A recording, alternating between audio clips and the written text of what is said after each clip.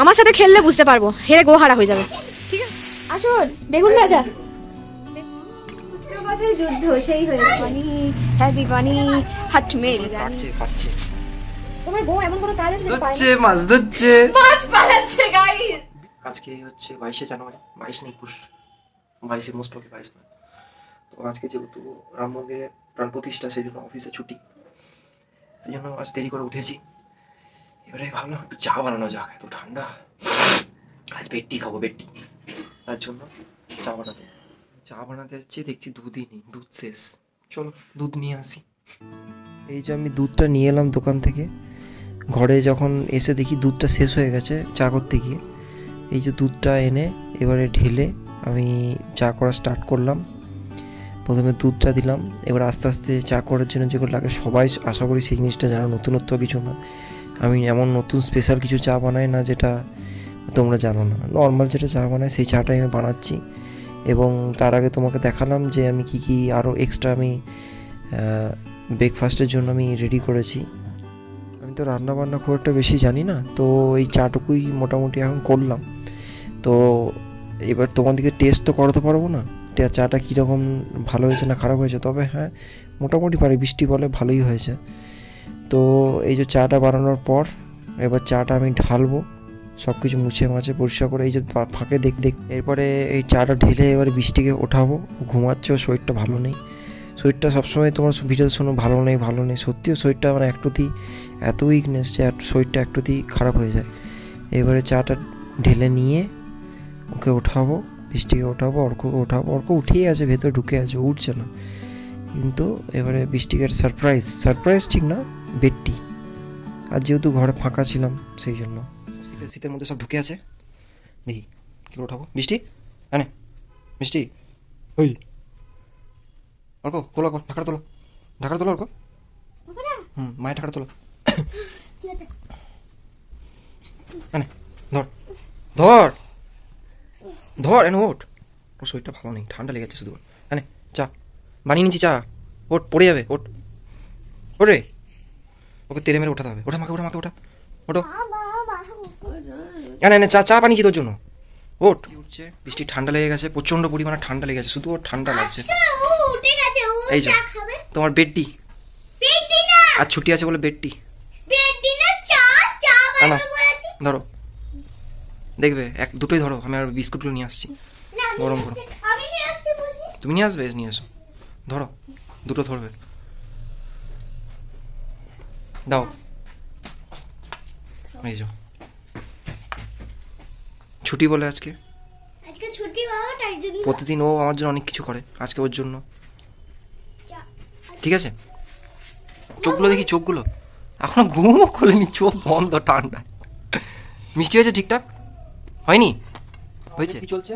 চা খাওয়ার পর্ব চলছে, কেক খাচ্ছে। পড়ে যাবে চাটা। আজ বৃষ্টিকে প্রথমবার বিছানায় চা করে দিলাম, প্রথমবার নয় নাকি, জীবনে প্রথমবার না, একবার করে দিয়েছিলাম অনেকদিন আগে। জীবনে প্রথমবার মা যেমন করতো যেরকম, মা যেরকম করতো সেরকম। আমি আগে চা খেতাম না, মা চা দিত না, না জীবনে প্রথমবারই। কেননা আমি ব্রাশ ছাড়া চাটা পড়ে যাবে, চাটা পড়ে যাবে। মা তেলে উঠাতো, তারপরে চাটা খেয়েছি, বা হরলিক্স খেয়েছি। বাসি মুখে প্রথম, আমিও বাসি মুখে প্রথমবার আমাকে উঠাতো এরকম, এই ওঠো। কাল থেকে বান্দরটা স্কুল, বান্দরটা স্কুল। কেমন লাগলো? দারুণ হয়েছে। তো সকালবেলায় দেখতেই পেলে কখন যে ঘুম থেকে উঠে এসব করেছে জানি না, তবে এইটা যে করেছে আমার জন্য এটাই আমার কাছে অনেক গো। মানে এরকম বিছানায় বসে বসে চা রাজরানী, মানে পুরো নিজেকে ফিল হচ্ছিল রাজরানী। যাই হোক, প্রীতম অর্ককে নিয়ে একটু গেছে চুল কাটাতে, আর তত সেই ফাঁকে না আমি বিছানাটা গুছিয়ে নিচ্ছি, কারণ এই বিছানা না গুছিয়ে না কোনো বাড়ির কাজ করতে ইচ্ছা করে না, সেই কারণে। আর এই এত দেখছো চাদর এইগুলো না মশারির উপর আমরা ঢাকা দিয়ে রাখি, আসলে ঘরটা না একটুখানি ফাটা ফুটো, মানে হাওয়া ঢোকে, মানে দরজার এগুলো ফাটা ফুটো তো সেখানে হাওয়া ঢোকে, সেই কারণে এই মশারির উপর দিয়ে দিলে অতটা ঠান্ডা ফান্ডা লাগে না।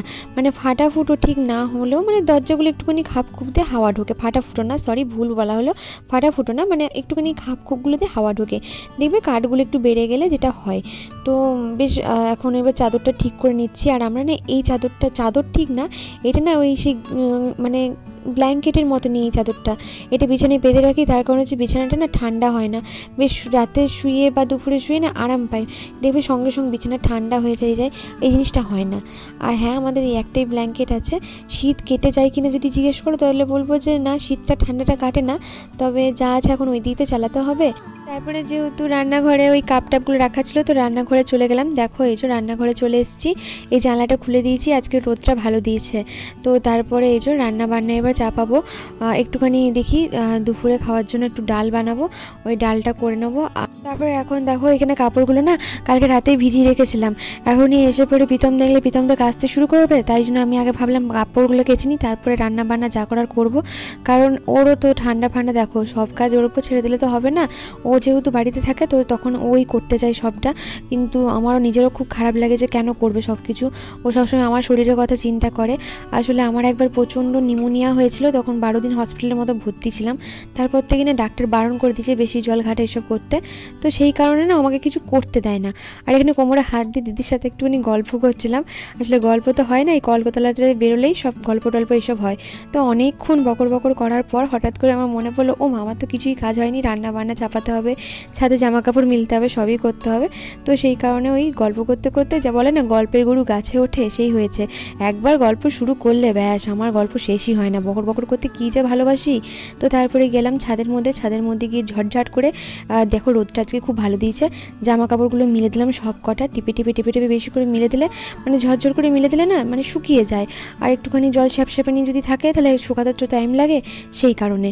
তো ও এর আগে যতবার অর্ক চুল কাটতে বা এ করতে গেছে ততবার তো আমি নিয়ে গেছি, আর ও চুল কাটার স্টাইলটা আগে আলাদা ছিল, আর এখন এই যে দেখো ওর বাবার সাথে গিয়ে বেশ চুলটা কাটতে বসেছে, বাবু ছেলের মতো চুলটাকে কেটে নিয়েছে এত সুন্দরভাবে, মানে এখন এক্সপার্ট হয়ে গেছে, একদম ছোটোতে ভীষণ ভয় পেতো চুল ফুল কাটতে, জানো তো। আর প্রীতম না একদম ছোটো করে চুলটা কাটিয়েছে, তার কারণ হচ্ছে অর্কর না চুলে প্রচণ্ড জল বসে, প্রচণ্ড, সেই কারণে ছোটো করে কাটিয়েছে।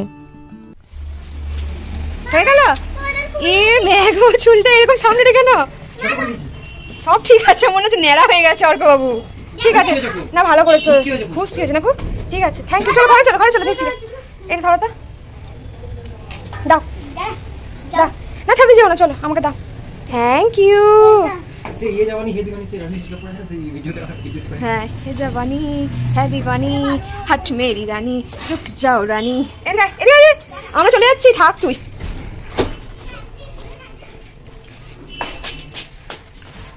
বলছি মাছগুলো বেছে আমি, চলো মাছগুলো পাশে, এই যে মাছগুলোকে আজকে শেষ দিন।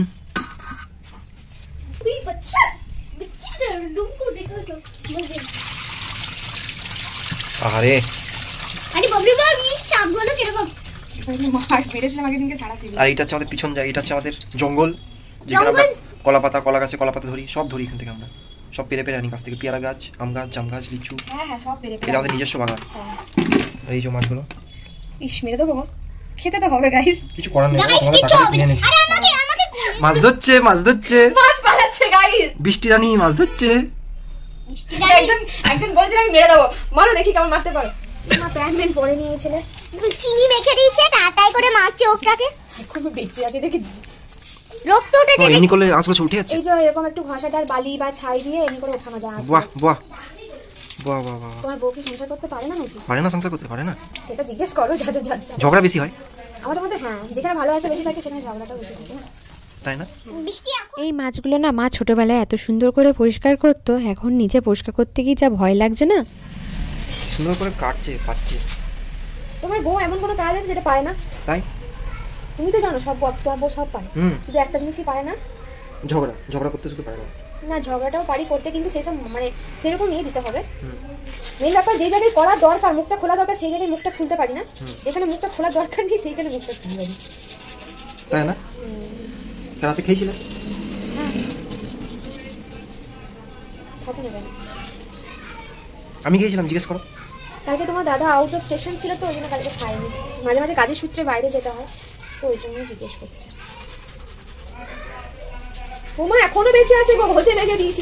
তারপরে ক্যামেরা স্ট্যান্ডে বসিয়ে জানো তো মাছগুলো সব ঘষা মাজা করতে বসলাম, কারণ প্রীতম বললো যে না ও চুল কেটে এসছে, ওকে স্নানটা করিয়ে দিই তাড়াতাড়ি করে ছাদে, আর রোদটাও ভালো ছিল সেই কারণে। তো তার আগে দেখো এখানে জলটা টিপে দিয়ে গেল কলের মধ্যে, মানে কোনো কাজ আমাকে বলতে হয় না, তার আগে ও মানে করে দেয়। দেখছে যে আবার যে ওই হাত ধুয়ে আবার জল টিপতে হবে, ওই জন্য কলে আবার জল টল রেডি করে দিয়ে গেল। আর আমি এদিকে আস্তে আস্তে আস্তে মাছগুলো সব কেটে ফেটে নিলাম। আর ওইদিকে তখন প্রীতম বললো যে না যতক্ষণ কাটছো কেটে নাও, আর আমি ততক্ষণ অর্ককে আমি স্নান করে নিই। এদিকে দেখো কি সুন্দর ন্যানুপুনুতে ঘুরে বেড়াচ্ছে, প্যান্ট নেই, প্যান্ট ট্যান্ট খুলে দিয়েছে, ওই কারণে ন্যানুপুনু করে ঘুরে বেড়াচ্ছে ছেলে।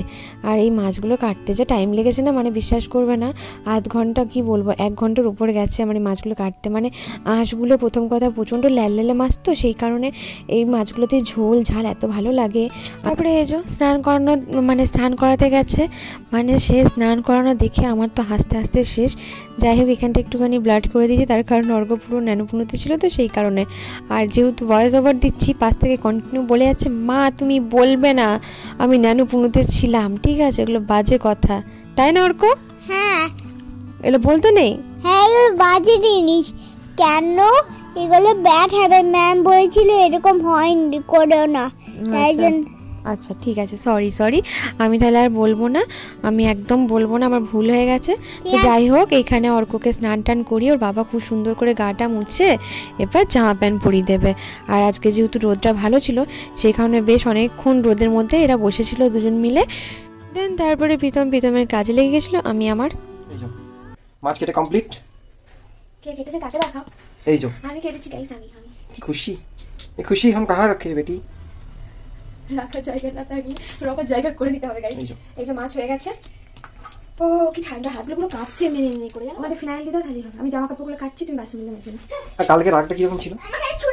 কালকে রাগের কোনো কারণ ছিল না, ঠিক আছে। কালকে যাচ্ছিলাম আমরা বাজার, শুধু একটা ছোট থলে নেওয়া হয়েছে, থলি নিয়ে না একটা বাজারে ব্যাগের জন্য, কিছুই না সামান্য কি বলে ক্ষুদ্র ক্ষুদ্র কথায় যুদ্ধ সেই হয়েছে, একটুখানি হালকা দুজনের একটু রাগারাগি হলে দেন আবার শর্ট আউট হয়ে গেছে, তেমন কিছু হয়নি। তো চলো জামা কাপড়গুলো কেচে নিই, আর ও বললো এখানটা বাসনগুলো করবে, মিলেমিশে করলে তাড়াতাড়ি হয়ে যায় গাইস। আর দুপুরে রান্না কি হয়েছে বলছি। এখানে হচ্ছে কোয়াশ দিয়ে ডাল, এই যে, আর ভাত হয়ে আছে, ব্যাস আপাতত এটাই হয়েছে। আমি দেখি কি করি, ডিমের অমলেট, কারণ সবজি টবজি কিচ্ছু নেই বাড়িতে, আনতে হবে। বাসনগুলো মাজার পর দেখো মজা, দেখো এখানে এসে পরে উনি আবার কাচাকুচিতে উঠেছেন। আমি বললাম যে আমি স্নান করার সময় কাচাকুচিগুলো করে মিলে দেবো, কিন্তু ওনার মানে বললো দরকার নেই, তুমি স্নানটা করে নাও গো। স্নানটা করে আমাকে বললো তুই স্নান করে রান্নাটা চাপা। তো তারপর আমি দেখো স্নান টান করে চলে এসেছি রান্না চাপাতে। ডাল তো করেছিলাম, তার সাথে ওই মাছগুলো ভাবছি একটুখানি ওই ঝোল করে দেবো। হ্যাঁ ডালটার সাথে ঝোল কেন বলবে তোমরা হঠাৎ করে, ডালটা না একদম চাপচাপ হয়েছে। তো ডাল তো আমাদের প্রায় দিনই মানে প্রতিদিনই খাওয়া হয়, ডালটা নয় রাতেও হয়ে যাবে যেমন করে হোক, ঝোলটাও করতে হবে। মাছগুলো না আজকে প্ল্যান ছিল না, কিন্তু দেখলাম যে না মাছগুলো টাটকা যখন কেটেছি টাটকাই করে ঝোল খেয়ে নিই, মানে ভালো লাগে এই মাছগুলো টাটকা। তো একটু নুন হলুদ মাখিয়ে মাছগুলোকে ভেজে নিচ্ছি। এইগুলো সর্ষে বাটা তো খুবই ভালো লাগে, আগের দিন তো সর্ষে বাটা করেছিলাম, কিন্তু আজকে ভাবলাম একটু পাতলা করে ঝোল করি। প্রীতম না আর ওই সব ঝোল মানে ওই সর্ষে বাটা কারি ফারি পছন্দ করে না। আর এদিকে একটু সবজি কেটেছি, এখানে একটুখানি বেগুন ভাজবো আর ফুলকপি আলু দিয়ে মাছের ঝোল করব। এই বছরের শীতে না এই প্রথম বেগুন ভাজা খাচ্ছি, জানো তো। প্রীতম খুব একটা বেগুন ভাজা খায় না, সেই কারণে না বেগুন ভাজাটা করা হয় না। তোমার দাদা এতক্ষণে বাজার করে আমাকে এনে দিল, ঠিক আছে, তারপরে রান্না হচ্ছে। একটু এইদিকে আসুন আসুন আসুন আসুন আসুন আসুন আসুন, বেগুন ভাজা। কিন্তু ও বললো যে আজকে তুমি তোমার মতো করে একটু বেগুন ভাজো, একটু করে, মানে আমি বেগুন ভাজা খেতে ভালো লাগে। আগে না অ্যালার্জির জন্য খেতাম না, আমার জানি না কেন, বেগুন পোড়াটা খেলেও অ্যালার্জি হয় না, কিন্তু বেগুন ভাজা খেলেই অ্যালার্জি হয়ে যেত। প্রীতমের না সেরকমই জিনিস আছে, মানে বেগুন পোড়াতে অ্যালার্জি নেই, বেগুন ভাজাতে অ্যালার্জি, তো সেই কারণে প্রীতমে মানে খায় না বেগুন ভাজাটা। এবার মাছের ঝোলটা চাপাবো, সেই কারণে ফুলকপিটা ফার্স্টে ভেজে নিচ্ছি। ও মা, ফুলকপি ভাজতে ভাজতে হঠাৎ করে দেখছি ছাদ থেকে বিশাল আওয়াজ, না দেখি গিয়ে পরে রান্না বসিয়েছি, যে রান্না করছি। তো অনেকে দুটো বাচ্চা বাড়িতে আছে জানো তোমরা, আর একটা বাচ্চার খোল দিচ্ছে। তোমাদের একটা জিনিস দেখাচ্ছি, দাঁড়াও আমাকে উঠতে হবে, নাহলে বুঝতে পারবে না কি লেভেলের বাবারি। আমি উঠছিলাম দেখাতে, আমি দেখাতে উঠছিলাম। এই বল আমার মাথায় মেরে ফাটিয়ে দিত এইগুলো। হ্যাঁ কি হচ্ছিল এটা?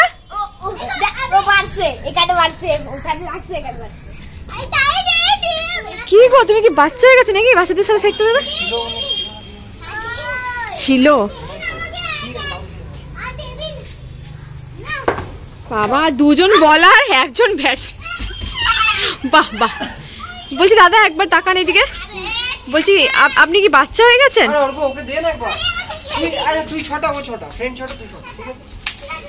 আমার গায়ে যেন না লাগে, মেরে দেবো কিন্তু। চলো আমি রান্না করি গা, ওরা খেলুক।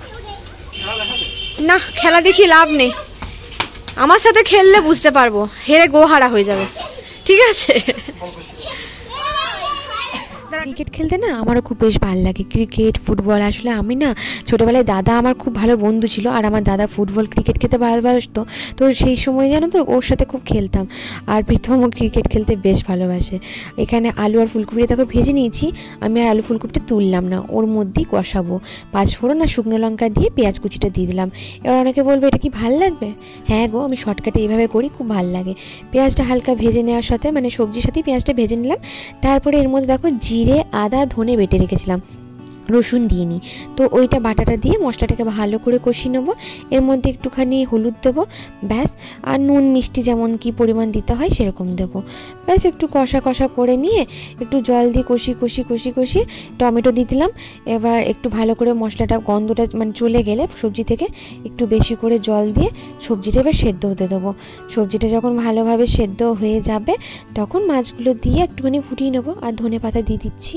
এখন তো এই হচ্ছে মানে শীতের সবজি, ফুলকপি আলুর এমনি এত সুন্দর একটা সুন্দর গন্ধ আসে, মাছের ঝোল এমনি খেতেই ভাল লাগে। আর তারপরে একটুখানি যদি পাঁচফোড়নটাকে ভেজে শুকনো খোলায় ওটাকে যদি গুঁড়ো করে লাস্টে দিতে পারো না, তাহলে আরও টেস্ট ভাল লাগে। ওইদিকে ভাতটাও চাপিয়ে দিলাম, দেখো গরম গরম ভাত আর মাছের ঝোল। ডালটা আমার ফালতু করা হলো না, ফালতু না, রাতের বেলায় হয়ে যাবে, যদিও বা এই ঝোল দিয়ে সকালবেলাটায় হয়ে যাবে। রাতে যেটুকু ঝোল থাকবে ওটা দিয়ে নয় অর্ক খেয়ে নেবে। তো ব্যাস রান্নাবান্না কমপ্লিট। এই যে এখানে বিছানাটা একটুখানি আর একটু গুছিয়ে নিচ্ছি, আর তোমাদেরকে দেখাচ্ছি কী কী রান্না হলো। মাছের ঝোল, ওই যে ডালটা রয়েছে, দেখো মাছের ঝোলটা এরকম হয়েছে, হলুদ হলুদ পাড়া। আর সাথে দেখো ওইদিকে একটু ফোনটার জন্য এরকম লাগছে, কিন্তু ওইদিকে ডাল রয়েছে, একটুখানি না মাংসর কারিটা ছিল, আর একটু বেগুন ভাজা আর ভাত। ব্যাস এই হলো আজকে আমাদের লাঞ্চ। জমিয়ে দুপুরে লাঞ্চ করব। আবার কি বৃষ্টি দিদি আমাদের গ্যাসটা মুছছে, পরিষ্কার করছে। আমার এটা প্রতিদিনেরই কাজ, এইভাবেই ঘষে মেজে পরিষ্কার করি। রান্না করার পর না করলে আর গ্যাসটা পরিষ্কার থাকে না, ঠিক আছে? এটা আজকের বলে না। তো চলো, টাটা কমপ্লিট। আজকের মতো ভিডিওটা এখানেই শেষ করছি। Bye, tata.